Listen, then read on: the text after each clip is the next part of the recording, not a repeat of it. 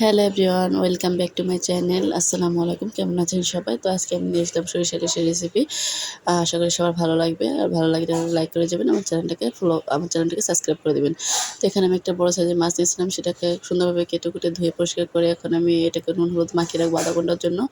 রেস্টে রেখে দেবো। ওখানে আমি একটু সরিষা কিন্তু ভেজে রেখেছি। সরিষার ভিতরে অনেকটা অনেকটা বালু থাকে, সেটা ভিজে যাবে এবং ওটা ধুলে যাতে পরিষ্কার হয়ে যায়, সে কারণে এখানে আমি মাছটাকে হলুদ লবণ মাখিয়ে রেখে দেবো সুন্দরভাবে আধা ঘন্টার জন্য। তারপরে এখানে একটা আমি মশলা বানিয়ে রাখবো। আর আপনারা যে যেখান থেকে ভিডিওটা দেখছেন আমার চ্যানেলটাকে সাবস্ক্রাইব করে দেন। আর ভিডিওটা ভালো লাগলে লাইক করে দেন। তো আশা করি ভালো লাগবে আপনাদের। এখানে আমি সরিষা নিয়েছি। সরিষাটা এখন বেটে নিব পরিমাণ মতন। এখানে আমি 4-5টা আস্ত মরিচ, কাঁচামরিচ, একটু দুটো পেঁয়াজ কুচি, একটু লবণ দিয়ে মেখে এটাকে বেটে নেব। নাহলে কিন্তু লবণ না দিলে সরিষাটা তিতো হয়ে যেতে পারে।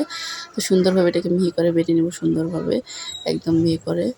আর হ্যাঁ, আপনারা দেখে আমার ভিডিওগুলো দেখেন, বাট আমার চ্যানেলকে সাবস্ক্রাইবও করেন না এবং লাইক কমেন্ট শেয়ারও করেন না, বাট ভিডিও দেখতেছেন। তো আশা করি সেটা আপনারা করবেন না। আপনারা ভিডিওটা দেখছেন বাট আমার চ্যানেলটাকে সাবস্ক্রাইব করে দেন এবং একটা ভালো লাইক করে দেন। এখানে আমি আস্ত মরিচের একটু মুখ ফিরে রেখেছিলাম।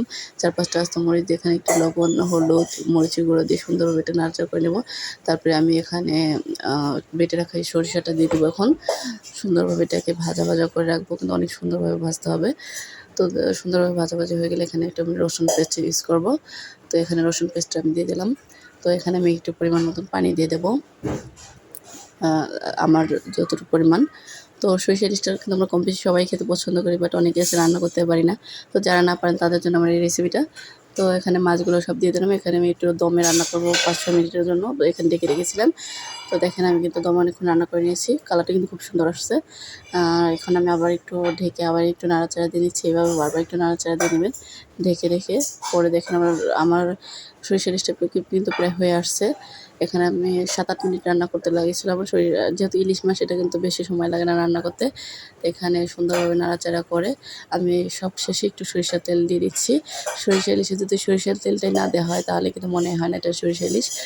আর সুন্দরভাবে এখন হয়ে গেছে, তো এটা এখন নামিয়ে নেব। দেখেন কি সুন্দর একটা কালার আসছে। সরিষা ইলিশটা আমার খুব পছন্দের একটা রেসিপি। তো কার কার ভালো লাগে সরিষা ইলিশ কমেন্টসে বলে যাবেন। আর আমার রেসিপিটা কেমন হলো সেটা বলে যান। আর হ্যাঁ, ভালো লাগলে একটা লাইক কমেন্ট শেয়ার করে যান। আর সবাই ভালো থাকবেন, সুস্থ থাকবেন। আল্লাহ হাফেজ। দেখা হবে অন্য কোনো ভিডিওতে।